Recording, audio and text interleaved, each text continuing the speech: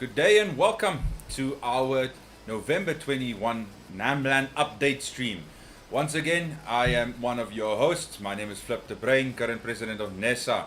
To my left, we have Ms. Junel van Skalkwyk, who is the previous president of NESA as well as one of the co-founders of NamLAN. Welcome, and welcome to everybody out there watching our stream. So today, as we have said, our main aim with this stream is to bring you updates on the games. There has been some schedule changes. There has been some changes to the finals schedule. So we are going to be giving through some critical information on the time. We also have a slight delay to the Warzone. The Warzone will start right after this stream, so please stand by for that. And on top of that, you need to remember that we'll have a Q&A session at the end of this cast. And for those of you who are still in the race for that, the code for the NamLAN goodie giveaway, sponsored by Logitech. So for those of you who know how this works, just a quick explanation again. Sometime during the stream, we don't know when, we don't know how, where, the code will appear on the screen. If you see the code, type it into the chat and you'll be entered into the list of people that are that stand the chance to win that prize. So there will be one on this, there will be one code in this stream as we said, and then one more in the last stream next weekend and during the prize giving ceremony. So right up before we kick off with our cast, of course we have to pay due diligence to those who made this event possible for us. Yeah, and in line with that, we would like to give a big appreciation shout out to our event sponsors. Such include Logitech, Vander Designs, Future CC, Evolve IT, SimRace Africa, and Intergate. So without these companies, NamLAN 2020 would not have been possible. So thank you so much for your support. So right before we get into these updates, we had the privilege to have an interview with one of the main founders of NamLAN as well as NESA, Mr. Louis van der Merwe. Let's take a quick look at these short clips and hear what he had to say to some of our questions that we had to give him. What made you start NamLAN? Well, originally I grew up in a town called Gebabes, and then I went to school in the Western Cape at Paul's Boys High. But the point is, I moved to Windhoek, and I was a gamer in Gebabes, but I never knew about LANs and actually multiplayer that much. So when I moved to the big city, I realized there were a lot of guys and friends that were actually interested in gaming. So that meant the garage LAN started happening. I enjoyed those thoroughly. The guys showed up with beer amongst other things. And for an evening or even 2 days or so, we had a blast. And I wanted to expand on that. That's why in 2008 we basically started with the idea of NamLAN. And no one's mom's garage was big enough to accommodate 60 people at that point. So we started looking around for venues and so forth, and basically it grew from strength to strength after that. NESA came in 3-4 years after that, which made it more professional, but the inception idea was just for guys to have a good fun time playing what they want and the passion around gaming. We've all been there, or at least many of us. It's now becoming a more rare phenomenon, but everyone who's not younger than 20, I would assume thereabout-ish, knows about those garage LANs, and it was a nice environment, and that's what I wanted to build upon.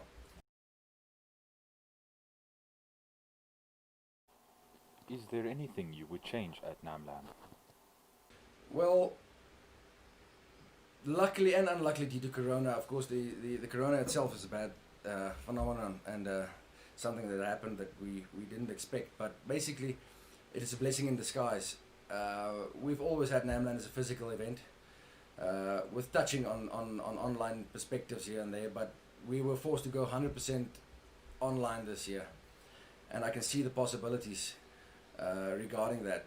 Of course, the social aspect, like I mentioned, the guys coming with beers and offloading their PCs in the car and whatever, that's now something that might need to go into the past.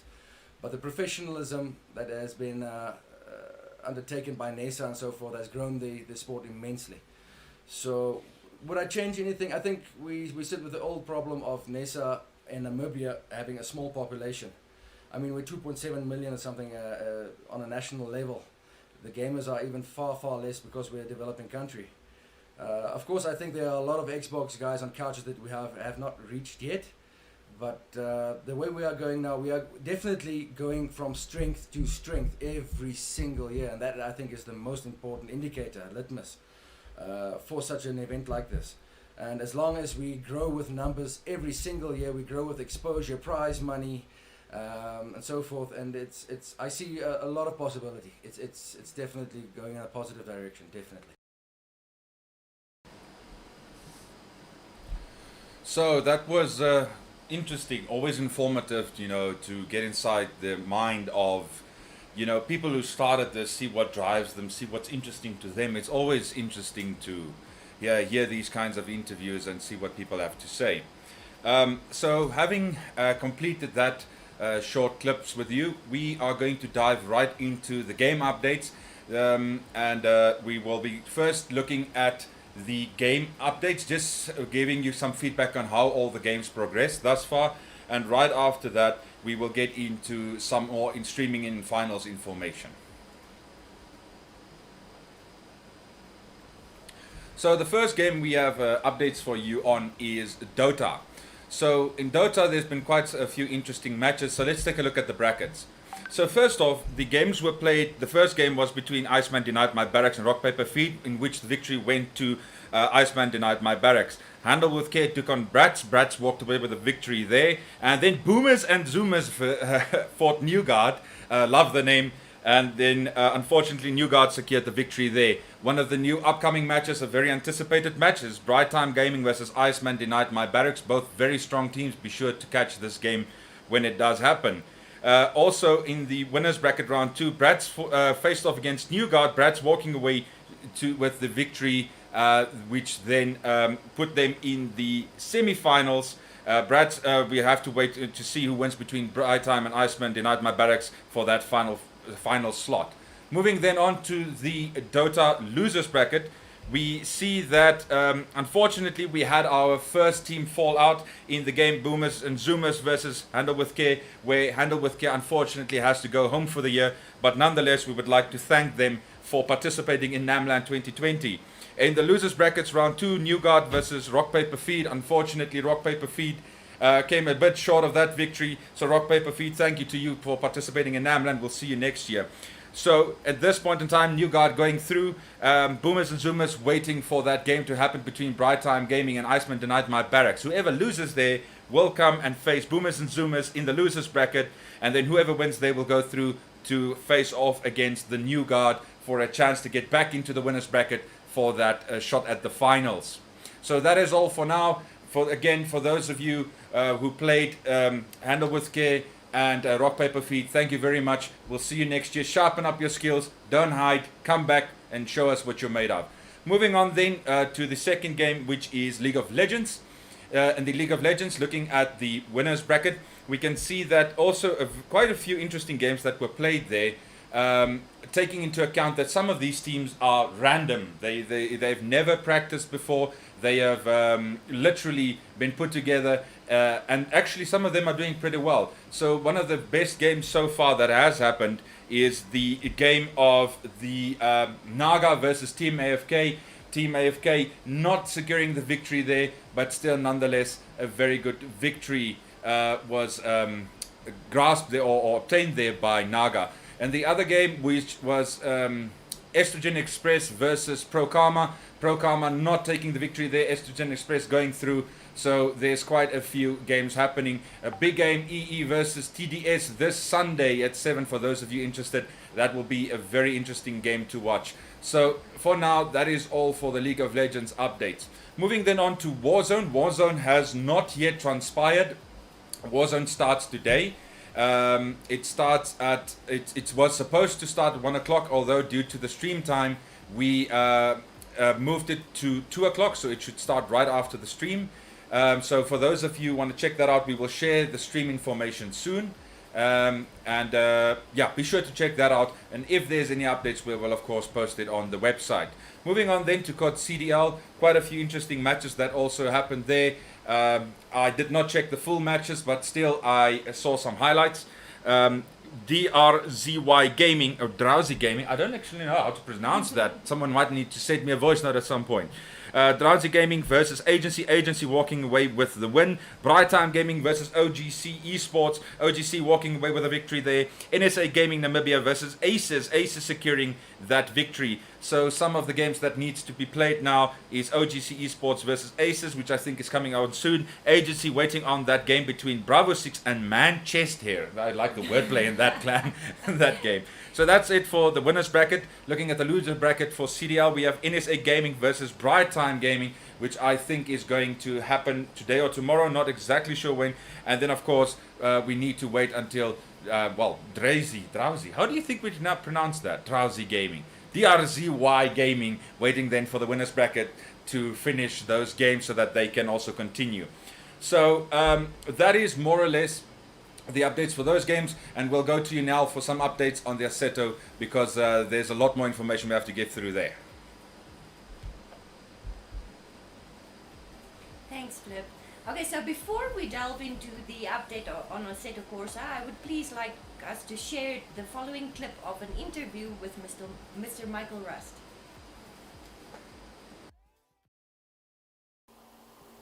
Coming from a motorsport background, what had the biggest impact on you stepping into the sim racing scene?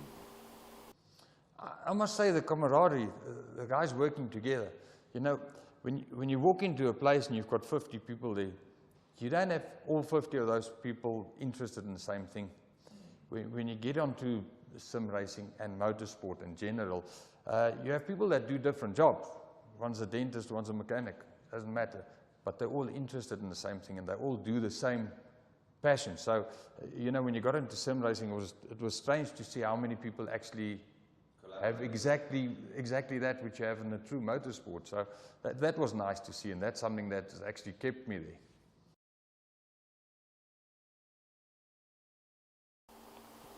Would you ever spend as much money on a sim racing rig as you would on a real car for motorsport? At this stage of my career, probably not. 20 years ago, yes, I would actually advise anybody to spend as much money on a sim rig as you would on a normal car, because you have so much more opportunity with a sim rig. I mean, if you want to get into racing, you don't know, are you good in rally, gravel, tar, endurance events, whatever, and you have a proper sim rig. You must remember, we spoke about this before the interview started. Sim racing is sim racing. It's simulated racing. It is not just a game you play. You know, to play against a computer, if you bump him, it doesn't matter. As soon as it becomes online racing and you bump somebody else, because then it's a different person who's on the headset with you and say, hey, what you doing, you know, and there are penalties and so on, it becomes totally different. So this does actually help you in motorsport as well. And it doesn't help you, you don't have the right equipment as in motorsport as well. So if you can spend the money, yes, I would spend a lot of money to get into it, because that's where you will actually advance in your motorsport as well. I see. Look, I enjoy endurance racing. I've never had the opportunity to do endurance racing. I really enjoy it because Melvin is one of the guys that have always said I'm very consistent, and I can be consistent for 2 hours long. I've never been able to prove it. I would like to prove it to myself and see if it actually is true. So yeah, I would like endurance events. So now with the sim racing, you actually get to do some endurance events. Yeah. Unfortunately, with children at home, it's very difficult to be isolated for 2 hours without somebody coming to bother you.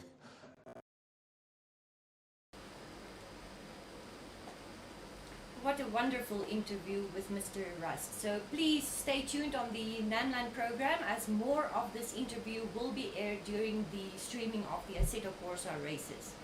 So, but without further ado, let's quickly have a brief look at the lap time set up by all of the participants of this year's Assetto Corsa. During the practice sessions, we have seen, going from the bottom up, we're just quickly going to have a look at the names and the lap time set up.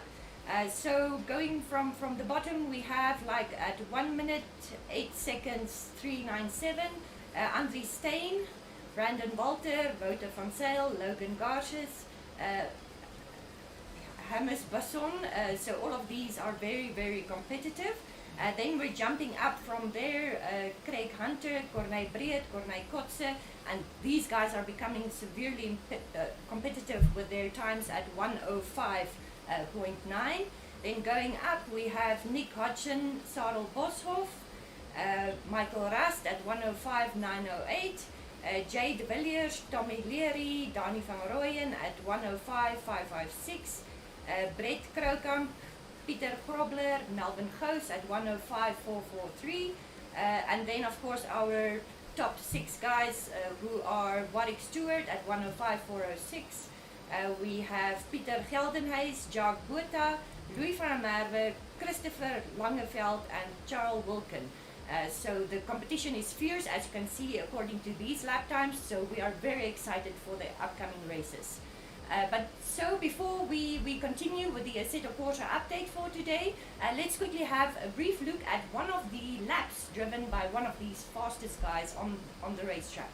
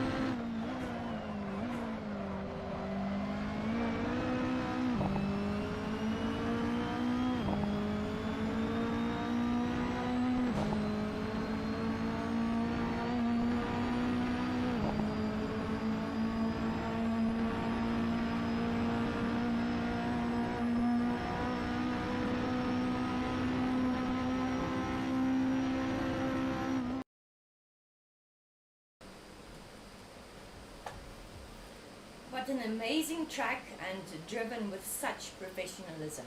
Okay, so then delving into the upcoming program for Assetto Corsa, the first races will start today, so please do not miss those, as the participants have been divided into 2 groups.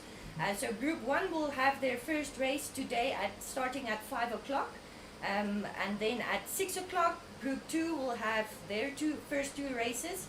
At 7 o'clock group 1 will have their third and fourth race, and then at 8 o'clock group 2 will have their 2 final races for today. So each one of these sessions will consist out of a 5-minute practice run, followed by 10 minutes of qualifying, and then preceded by 2 races of 15 laps each. So, and then of course the best 9 drivers from each group will then qualify to participate in next weekend's finals event, which is due to take place on the 28th of November. So that session will start at 6 o'clock on next Saturday for the finals round, where we can see who the fastest guys are to achieve podium standings for this year's NamLAN Assetto Corsa.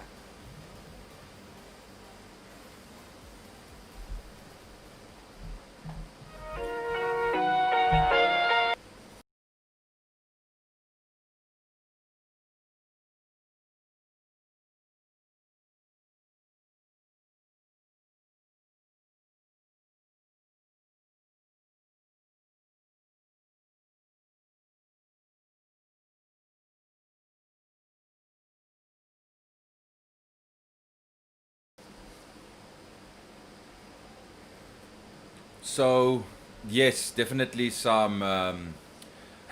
After watching that Assetto, I know there's some fierce competition going to be had on the Tony Ross track. So, for those of you interested, please go watch those streams. Speaking of streams, let's take a quick look at all the platforms for NESA. The majority of our games, especially the finals, and the Assetto Corsa today will be streamed on our YouTube channel. If you go to YouTube, unfortunately it's still that one with the weird hieroglyphics and numbers and stuff, so the easiest is just to search for the Namibian Electronic Sports Association. You'll find us. Our streams will be there. Like I said, all the Assetto Corsa streams, and as well as the finals of each and every game there. So on YouTube, please go look for that. Our Twitch channel is NESA underscore Namibia. So if you prefer the Twitch platform, please check it out there. So that is it for the NESA part of it. Now for Warzone and CDL, we'd like to give a big shout out. But first, before I say anything, let's take a look at them.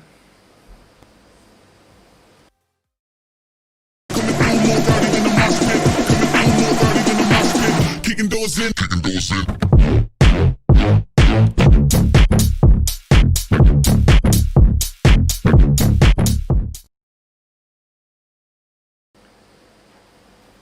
So yes, for those of you who are Warzone and CDL fans in Namibia, you should know Love Mayoda. Big shout out to her and her partner for helping us make our Warzone and CDL streams look professional, for helping us with that, because you know, having people in the industry who knows how it's done is makes a big difference to everything. So very sincere thanks to Love Mayoda as well as OGC Esports. You can check out their Twitch channel right here displayed on the screen.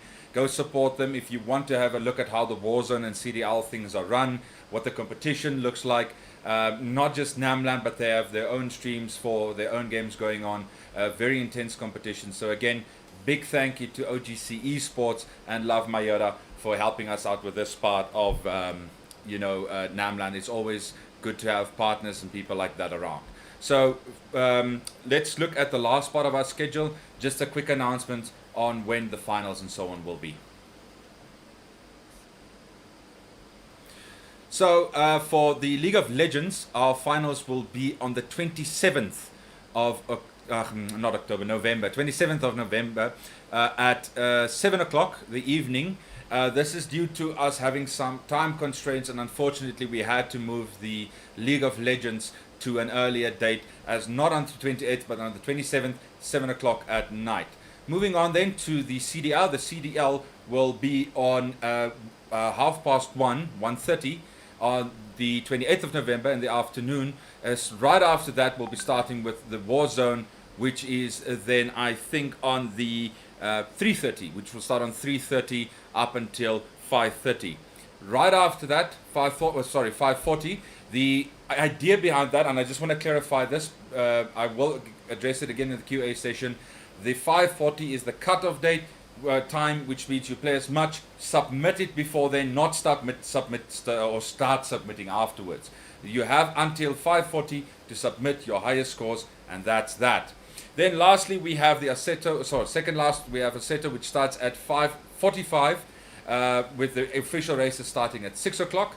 And then after that, we have Dota, which starts at 8 o'clock until done. So for those of you interested at those games, please keep an eye out on the streams that we've provided. Of course, everything is on the NESA, YouTube and Twitch, and only the CDL and Warzone is of course on the OGC Esports Twitch if you want to have a look at that. So having done all of that, we're quickly going to go back and just have a quick look at NamLAN Champion again. So we would like to reiterate NamLAN Champion. NamLAN Champion is for people who participate in multiple games and their overall placing in those games. For example, if you play in 5 games, you get a point for each game you participated in, and then you get points for your placements in those games, which means that if you only play one game, and even if you get first in those in that specific game, you might still not be leading the NamLAN Champion list or leaderboard, because a person who is playing in all the games might already have more points than you. Just to clarify that, because we had numerous disputes and misunderstandings about that, so we wanted to have an opportunity to explain that again. And for those of you who are gunning for NamLAN Champion, we have a very nice announcement for you, in that the NamLAN Champion prize is no longer $500 Namibian, but $1,500 Namibian, courtesy of another sponsor. So all of that, I'm going to give it over to you now to just do some of our final announcements before our Q&A session. Okay, so guys, please ensure that you do not miss the NamLAN 2020 prize giving ceremony, which will be casting on the 29th of November. We will be starting at 4 o'clock. So please do not miss that, as that will serve as the conclusion for NamLAN 2020. And besides that, if you are enjoying NamLAN 2020, please do like and subscribe. We sincerely appreciate the support. It goes a long way. So please do support us with that small gesture. Yeah, so we're going to go on a short break, 5 minutes, and then we'll be back for that Q&A session. We're just going to go through the channels, make sure we've got everybody's question, and then we will be back to answer those. So stick around, we'll be back shortly.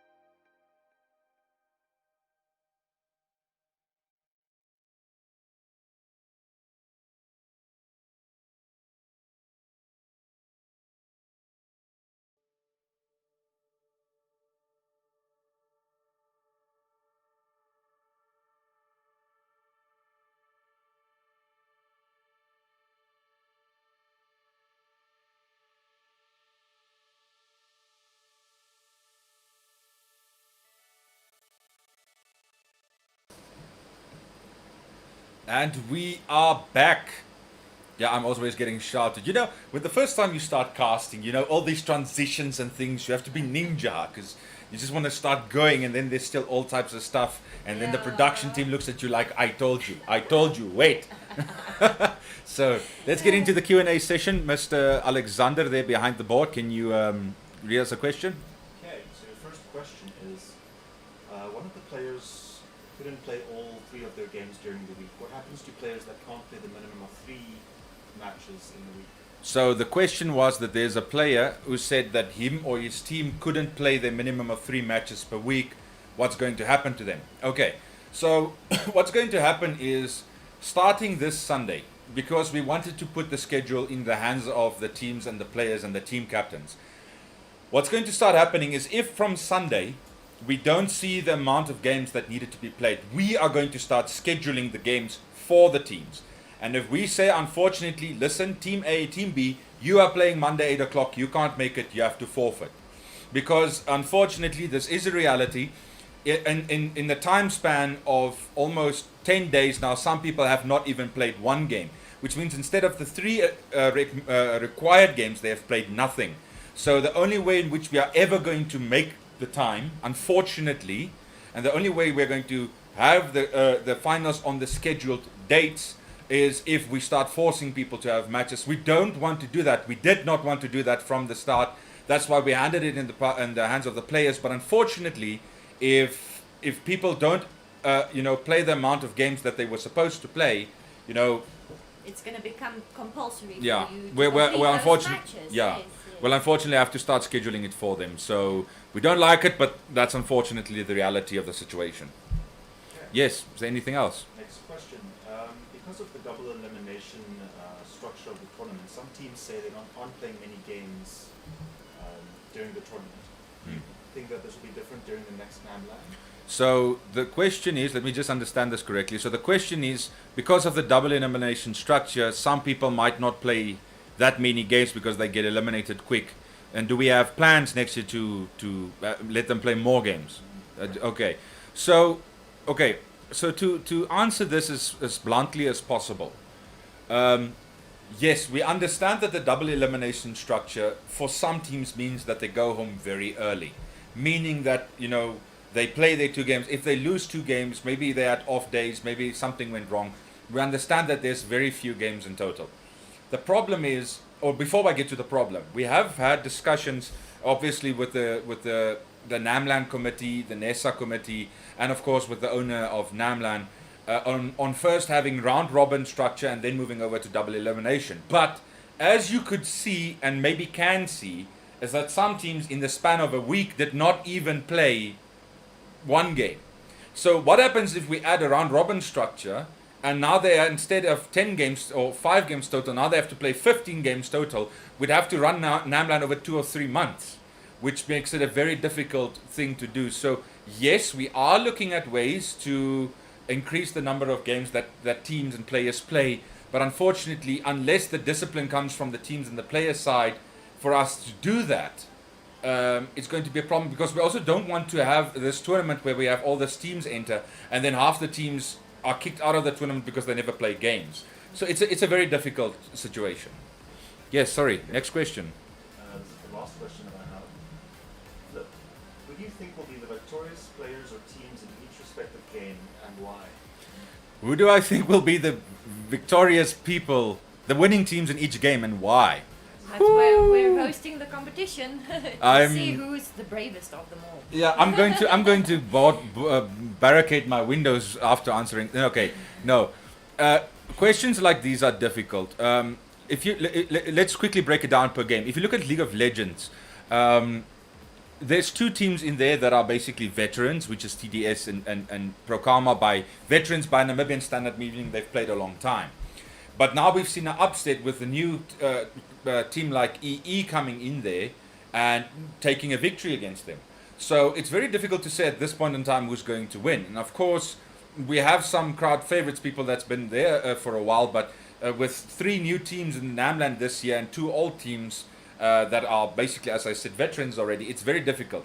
If you look at Dota 2, I for one thought Boomers and Zoomers were going to take it because they had some ex-Namibian players who were very good.